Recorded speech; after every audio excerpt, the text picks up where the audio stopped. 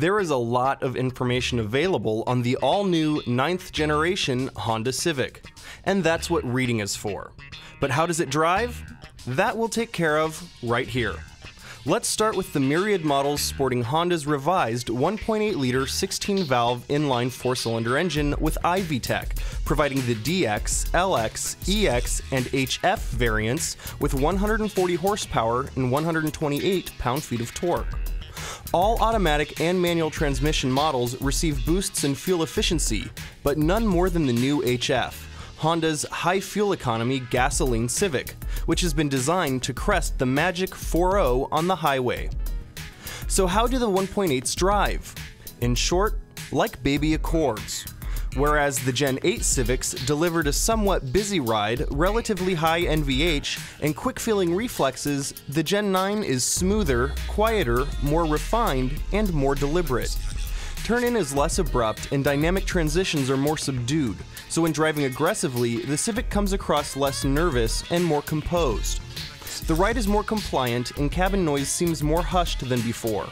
Of course, under wide-open throttle, the 1.8 is still a busy power plant, a reminder that the Civic is designed more for fuel economy than high performance. While some of Gen 8's small car charm, the immediacy of the steering, the detailed sense of the road, has indeed been lost with Gen 9, the end product is nonetheless superior, offering higher dynamic limits, better fuel economy, and improved comfort and on-road manners. Outside of the 1.8s, a hybrid and compressed natural gas model will eventually be available and we'll cover those at that time. But for now, let's talk about the enthusiast Civic, the SI. The bad news? The new 2012 Civic Si is no longer blessed with a spine-tingling 8,000 RPM redline. The good news? Everything else.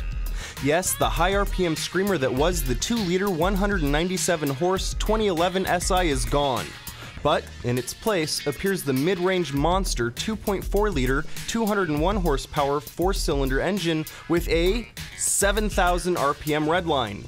Not only are the new SI's 4 extra peak ponies realized 800 RPM sooner than before, but its 170 pound-feet of torque come on board 1,700 RPM earlier.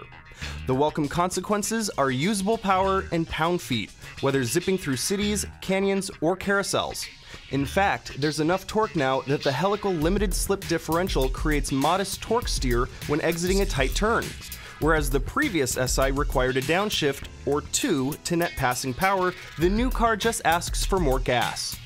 Further, the 2.4-liter hasn't lost the SI's signature racy roar. It's simply matured. Now more Robert Plant than Kurt Cobain. The standard 6-speed manual is as slick and sweet as they come. It's so excellent that it even has the power to convert a dual-clutch diehard. Better yet, the brawnier powertrain delivers improved fuel economy over last year's, now rated at 22 miles per gallon city and 31 miles per gallon highway. The SI's revised EPS is also noticeably better than its predecessor's setup, providing superior off-center weighting and a more organic feel. Moreover, the sport-tuned suspension delivers a taut ride with higher limits, yet feels more compliant than last year's SI. If there was a Honda that could carry the Prelude torch, this new SI seems to fit the bill perfectly. If that's not enough for you, there is much more information available if you check out our full feature at MotorTrend.com. We're gonna like to see how y'all dig this here.